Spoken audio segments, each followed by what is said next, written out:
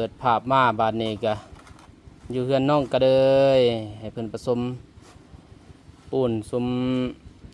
ทรายก่อนเป็นยังไงเนาะก่อนสีก่อนี่แหละประมาณ2ก่อนก็พอแล้วก่อคันหองมื้ออื่นเพิ่นสิติดโป่งประตูพอมื้อนี้เบาตูนเพิ่นไปกินชินดาดเป็นยังไงเนาะมีผู้ใหญ่เพิ่นเลี้ยงก็เลยว่าเบานุ่มผู้เดียวติดได้อยู่แต่มันก็ยากบ่มีไฟจับน้องเพิ่นก็บ่เป็นยังไงเนาะก่อนมื้อก็กราบทักทายสบายดีสวัสดีอีกครั้งเด้อพ่อแม่พี่น้องเมื่อสู่คนพังลาวพังไทยต่างประเทศก็ยินดีต้อนรับเข้าสู่ซอกบ่าวนุ่งคือเก่าคือเดิมพ่อแม่พี่น้องเอ้ยเนาะหลังจากมาแต่เฮือนน้องบองมื้อนึงไปซื้อเอานี่แหละเล็กว่าสิซื้อนั่นนี่เพิ่นให้ซื้อน้องก็เลยยินบ่โดยสบายดีเด้อโดยสบายดีเด้อละเบาโดยสบายดีพ่อแม่พี่น้องเพิ่นใหม่เด้อ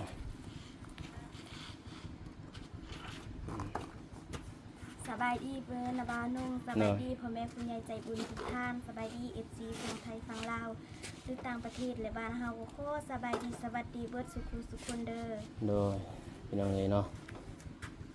พอแล้วเด้อคู่เดียวเด้อพอแล้วใส่คู่เดียวแล้ว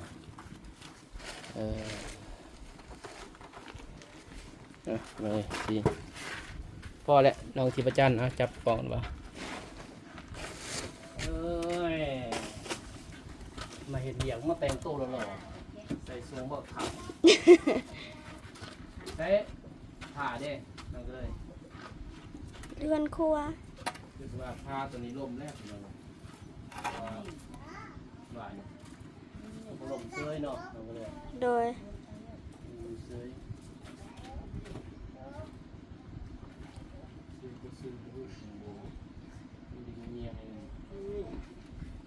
ใส่ผ้าดิ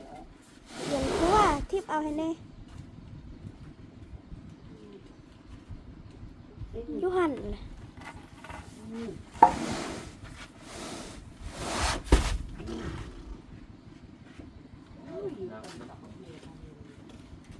เห็นบ่ผ้าเล็กเรือนครัวเป็นอาทิตย์ทิพเห็นจับ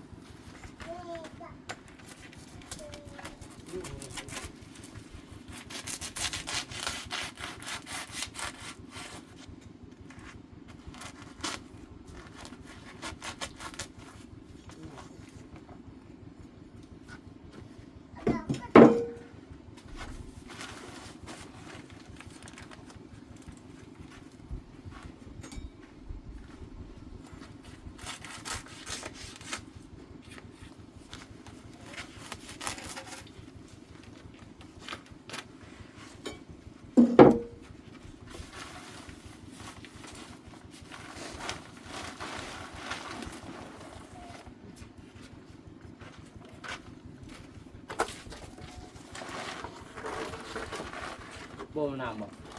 ตักน้ำไป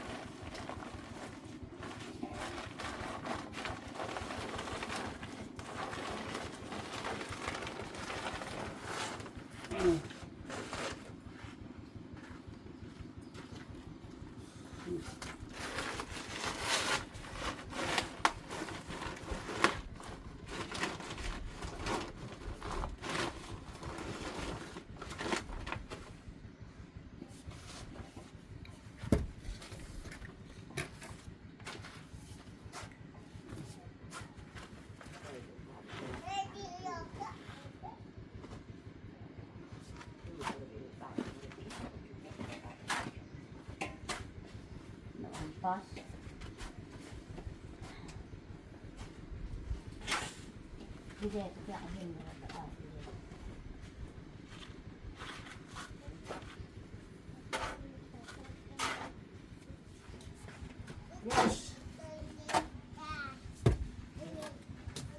เดี๋ยวสิว่าหาอันลงไม่ค่ะ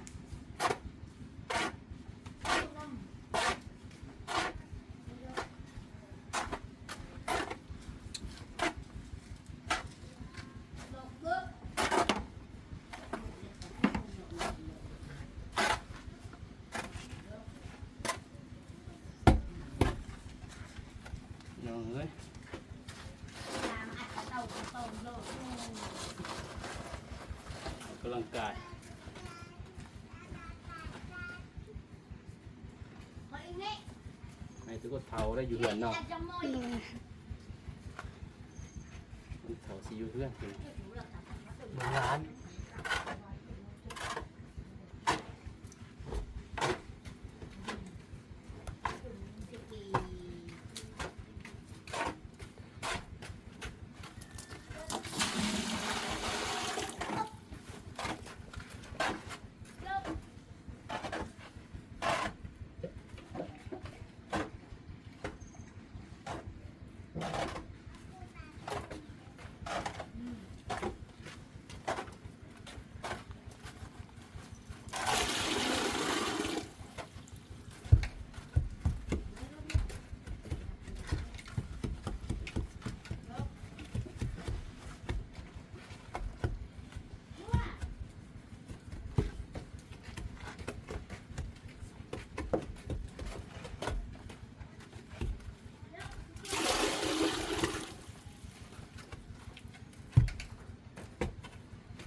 มันสิไปจ้างกินข้าวแล้วบ่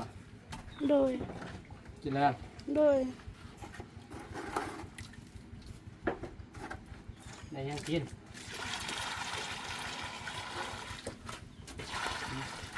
ไปกินตะละเบาให้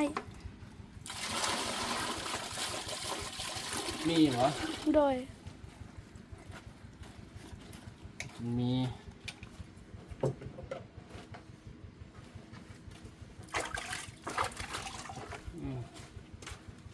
ขอให้มันดูดก่อนไป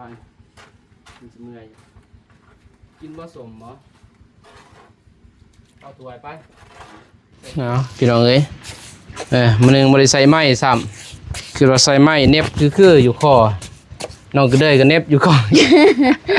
แต่บริใส่ไม้พี่น้องเอ้ยเนาะโอ้ยก็สัมบวาแหละกินสมมื้อนึงไปมาได้แล้วสำนักจับกล่องเห็นป่ะพี่น้อง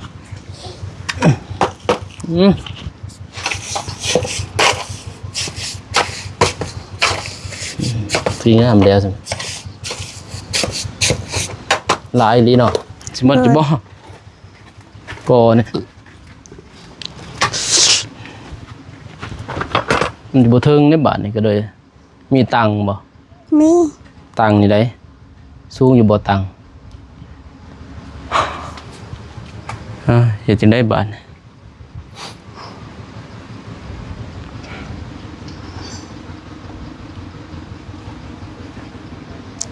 เอาตังค์มาต่อกัน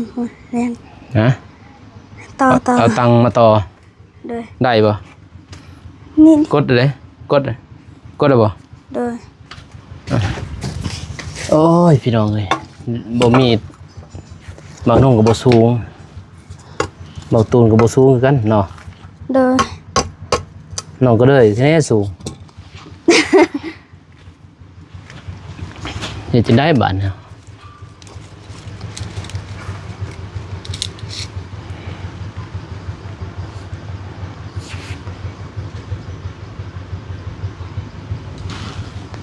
ต่อบางนี้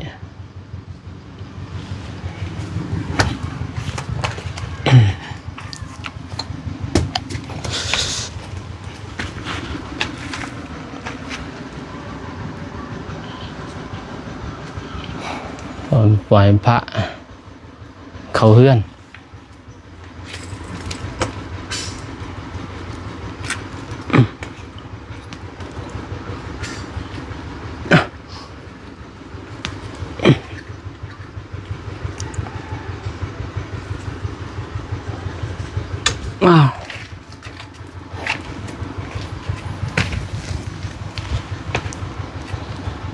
พ่ายกระโบสู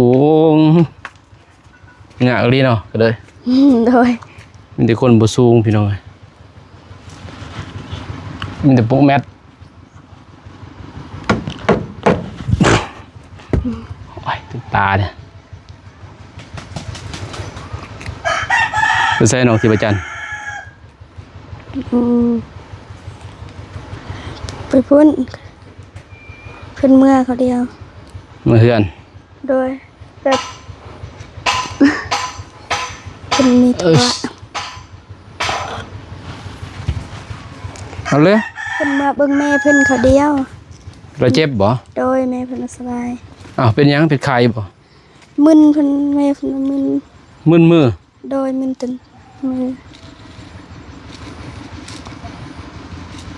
มึนมือมันตีน โดย อ้าวคือเป็น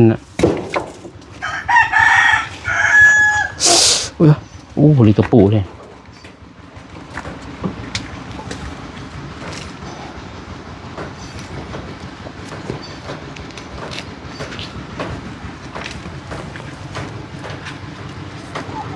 ป่านนี่ผู้ดีเลยเนาะ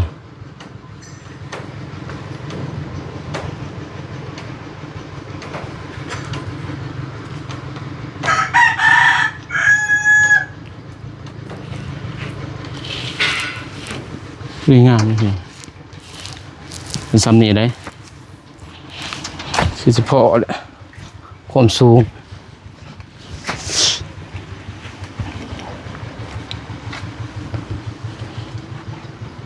วิดหัวบ่วิดบ่หัวน้องเลย เฮ้ยตัวนั้นวิทย์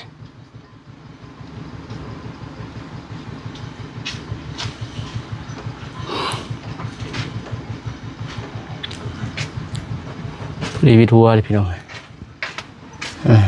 โอเคสิกอก่อนกดก่อนกดบ่ โดย เลยปิดนี่ก่อนส่องลมก่อนน้องกระเดย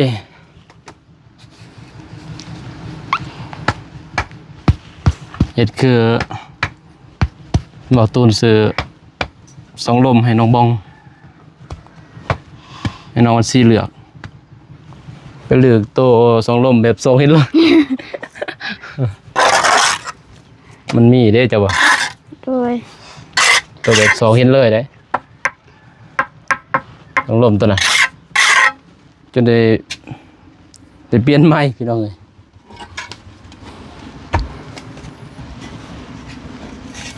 บ่เปลี่ยนไม้บ่ได้ได้แม่นบ่ โดย เวลาอาบน้ำที่บัดนี้มันต่ำเห็นเลยได้พี่น้อง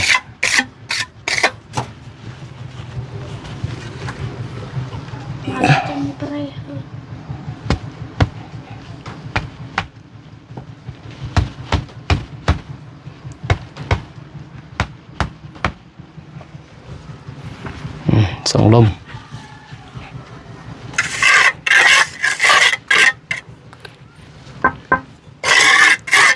ระบายอากาศได้ซื้อตัวนี้บ่มีระบายอากาศอันหนึงเนาะ โดย เห็นจังได้ตัวนี้ได้เจาะแล้วตัวนี้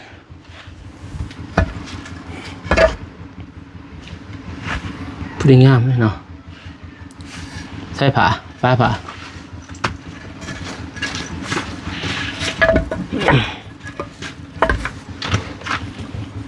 ตก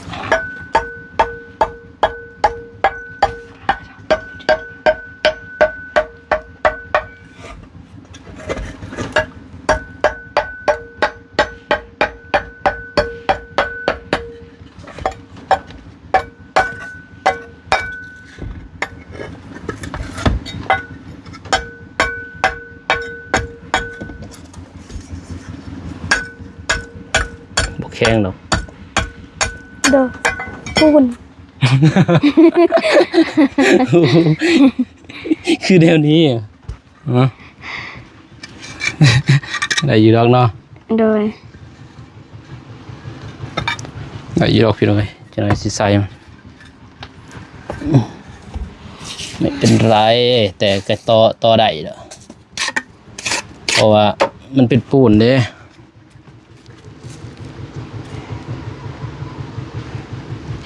กันอื่นต่อบ่ได้ได้ยินบ่ โดย จะมีปูนได้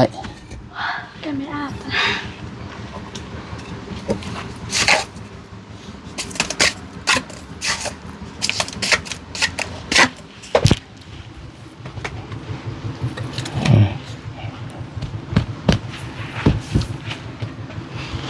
ไม่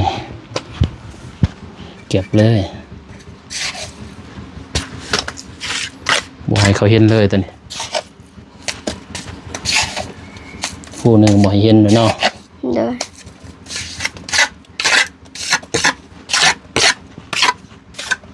นี่ก็เอาเลย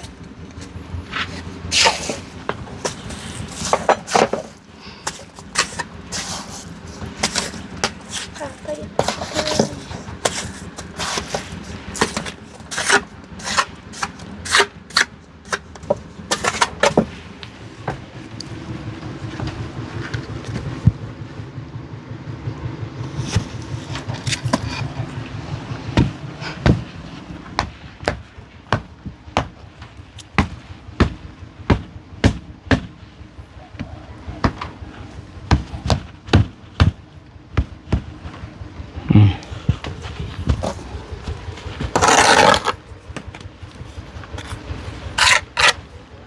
ตัวนี้จอดเลยตัวนี้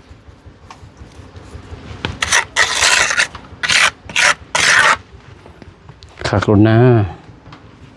เนาะน้องทับทิมน้องทับทิมวะ เป็นคนไทยได้เนี่ยดาราเลย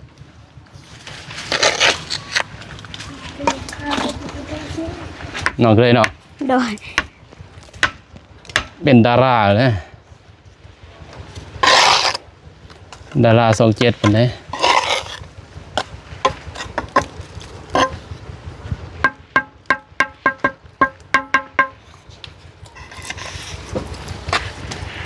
มักลำไยนี่ก็สิได้ลบทิ้ง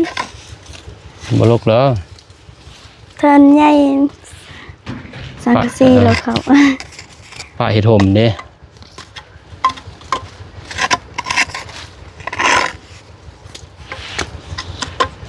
มันคือจันเอามาหน่อยไหมปูนไว้ขู่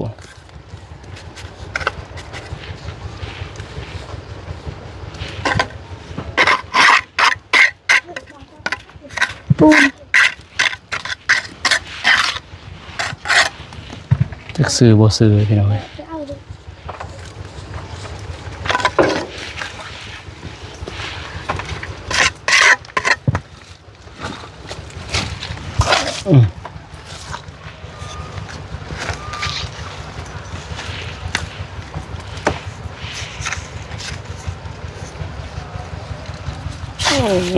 หมดเจาะน้ำได้เงินหลายเนาะ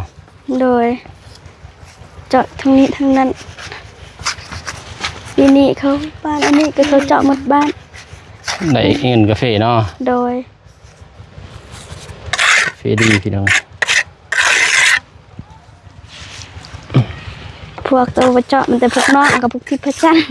บ่มีเงินเนาะ โดย เอ้ย เสร็จน้ำประปาเอาก็ได้ ปลาก็ต้มเอากินได้อยู่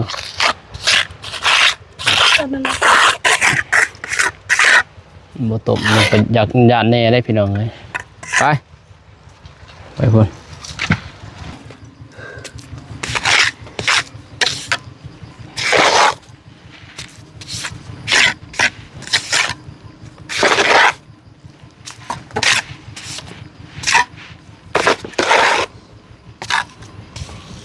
ต่อพี่น้องเอ้ย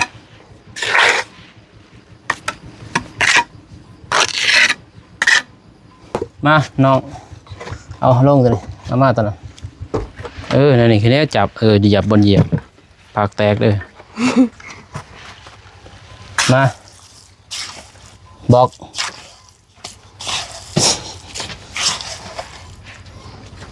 เสร็จใช่เลยอย่าไปตั้งนั่นเด้ยินบ่เอาลงเด้อ ร้านบริตั้งไอ้ข้าตั้งไม่ได้เลยโดย เป็นตั้งนั้นบุรีแล้วทับตีนจ้ะ เอาลงทิพย์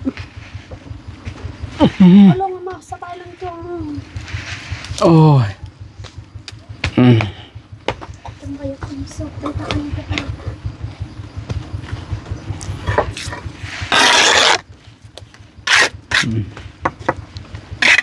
เฮ้ยกระเตยมันเต้น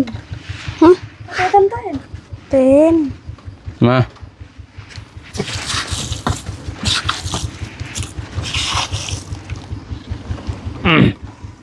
ปะเนี่ย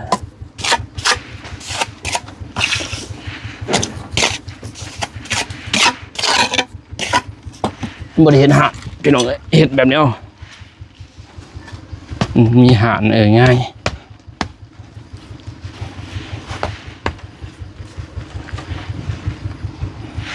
FC ว่าคือบ่ใส่เพียกพี่น้องเอ้ย ใส่ก็ได้ ซ้ำนี่ก็บ่เก่งดูหรือเก่งนะแต่ว่าบ่ใส่เพียกถ้าไปรับจ้างนี่ต้องได้ใส่เลยพี่น้องนอกเลยเนาะ โดยเราจะจำเอาที่ได้ นี่ก็ซื้อและเย็ดมาโอ้เจ้านี่แข็งแห้งเนาะบัดนี้ แข็งแรงขึ้น จมโอ้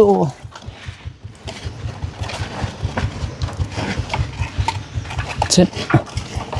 จะไปจับ จิบจับทิพย์ จับเลย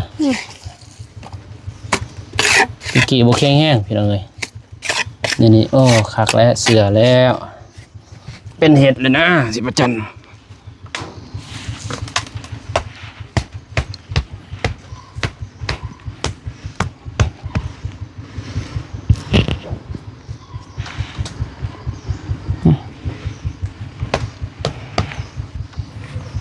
มาเอามือเดียวเหรอเนาะ เป็นมาซอยตลอดเป็นเห็ดเป็นจะได้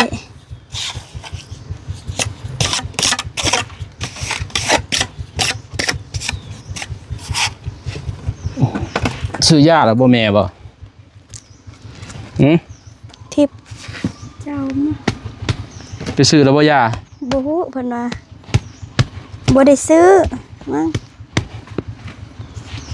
บ่ได้ซื้อแล้วอยู่นั่นแหละ แต่ร้านแห่งแม่นาทิพจันทร์กินแต่พื้นเมือง อยากเพิ่นมือเอา โดยถึงต้มบ้าน เป็นหยังเขาไปกวด เฮ้ยมาใส่มาค่ะ มาเอาลงดีก่อนเถอะยังไงดีแล้วซ้ำนี่ตัวนี้ก็แล้วเลยมือมีติดประตูแล้วก็ตีขาวพี่หน่อยเนาะตีขาวไว้สปอร์ขึ้นพ่อได้ตีขาวมือเนาะ โดย ประมาณ2 มื้อตัวนี้ก็แล้วมันมีงบมีเงินก็สิได้โบกพี่เนาะบ่มีก็บ่โบกก็บ่เป็นหยังดอกงามเลย โดยแบบนี้ก็งามคือกัน แต่ว่ามันบ่อยากงามปานใดแบบเวลาจะอาบน้ำเข้าใจบ่อาบน้ำมันอยากไอ้สร้างเกินว่าจะมีขี้ไข่กันมีเงินอีกไปซื้อจากบวงหนึงพี่เนาะเครื่องบวงมาอีกมาโบกนี่ทางในซื้อกับพ่อโบกทางในถ้ามีเงินไหนเบื้องก้อนพี่เนาะแต่มืออื่นนี่สิก่อแล้วติดประตูไว้แล้วก็ใส่นั่นขาวใส่ขาวไว้พี่เนาะก่อคืนตัวนี้เลยใส่ขาวบัดนั้นตัวนี้สิก่อคืนแล้วก็ใส่ขาวคืนว่าเกาะขาวไว้พี่เนาะมือได้แล้วพุ่นจึงไปเอาสังกะสีบัดเดียวเลยจบมุ่งมือเดียวแล้วพี่เนาะ โดย มือเดียวก็แล้วแหละสั่นเด้อบ่าวกลับก้อนมานี่เอาเครื่องมาพากเพิ่นพี่เนาะเครื่องยังชีพน้องก็เลยมีถุงยังชีพกับน้องทิพย์ประจันวานนี้ให้แล้วน้องทิพย์ประจันวานนี้มีแต่ให้น้องก็เลย ขอบใจเด้อนะบ่าว โดยทางเมด้าเพิ่นเด้อ โดย เอานั่งขโมยขอบใจเพิ่น โดย นั่งอยู่นี่ก็ได้อยู่ใช่ก็ได้อยู่นี่ก็ได้ขโมยขอบใจเมด้าอยู่ออสเตรเลียเด้อ โดย ออสเตรเลียเพิ่นว่าเพิ่นเป็นคนไทย โดย เมด้าเพิ่นให้มีหลายอย่างอยู่เพิ่นเนาะมีหยังเหลือครบอยู่มีเกลือเป็นนัวสไลด์ แล้วก็ กระป๋อง ปลากระป๋อง เล็กกระซอย เล็กกระซอยน้ำมันพืช แทบ เด้อ จะบูดเลย โอ้นั่งนั้นเลยเนาะ โดย อันนี้มีแต่ความขอบใจเพิ่นเด้อ โดย โดย ก่อนอื่นบทน้องก็ขอบคุณทางแม่และแม่ดาหลายๆเด้อที่ซื้อเครื่องมาฝากขอให้แม่ดาจงมีสุขภาพห่างกายแข็งแรงสุขกายสุขใจเด้อความเจ็บบ่ให้ได้ความไข้บ่ให้มีขอให้ห่างให้มีขอให้ร่ำให้รวยเด้อเฮงๆปังๆตลอดปีตลอดชาติอย่าเจ็บอย่าจนพร้อมครอบพร้อมครัวปรารถนาสิ่งใดก็ขอให้ได้สิ่งนั้นขอให้ได้สมหวังดังปรารถนานอนหลับก็ขอให้ได้เงินแสนนอนตื่นขอให้ได้เงินแสนเราขอให้ได้เงินแสนมือเด้อน อนมือให้ได้นอนตื่นให้ได้เงินแสน นอนหลับให้ได้เงินหมื่นนอนตื่นให้ได้เงินแสนเด้อแกงเคนก็ขอให้ได้เงินล้านยางหล่อบ้านก็ขอให้เป็น50ทีเด้อสาธุ โดยสาธุพี่น้องเอ้ยเนาะพี่น้อยไปหาน้องที่ประจันเพิ่นคราวนึงเพิ่นเนาะว่าได้ยินข่าวแม่บ่สบาย โดย และอันมีไว้เด้อ โดยขอบใจหลายๆเด้อนะบ่าว นะมีแต่มื้ออื่นบ่แล้วสิมาใหม่เด้อ โดย มาเฮ็ดใหม่พี่น้องเนาะยังบ่ทันแล้วดอกบ่าวน้องเฮ็ดผู้เดียวมื้อนี้เดี๋ยวก็ตัวนั้นใส่นั่นส่งลมเรียบร้อยเบิดพี่น้องเนาะมื้ออื่นพุ่นแหละมันสิยากอยู่โตบนเฮ็ดนี่ซื้อพี่น้องเนาะวิทย์หันแล้วก็เทยังก็บ่ยากดอกเทก็มื้อนึงแล้วทิศหนึงทิศป้ายพี่น้องเอ้ยประมาณนั้นแหละบ่น้องว่าเนาะคลิปนี้บ่น้องก็สิจบเพียงเท่านี้ก่อนพ่อแม่พี่น้องเนาะก็ขอขอบใจขอบคุณทางแม่ดาเด้ออยู่ออสเตรเลียพุ่นพี่น้องเนาะเพิ่นเป็นคนไทยก็ขอให้ทางแม่เพิ่นจงอยู่ดีมีแรงขึ้นนะนอนได้เงินหมื่นตื่นได้เงินแสนแบนมือมาให้ได้แก้วมณีโทษโทษหายอย่าได้มาเบียดเบียนเสียจึงได้ก็อย่ามาไกลเด้อแม่เด้อเนาะพร้อมกับครอบครัวสุขภาพร่างกายแข็งแรงพร้อมกับครอบครัวสาธุพี่น้องเอ้ยเนาะคลิปนี้บ่าวนุ่งก็ขอจบเพียงเท่านี้ก่อนพบกันใหม่คลิปหน้าคลิปนี้ขอกล่าวคำว่าสบายดีพี่น้องเอ้ยไปบ๊ายบาย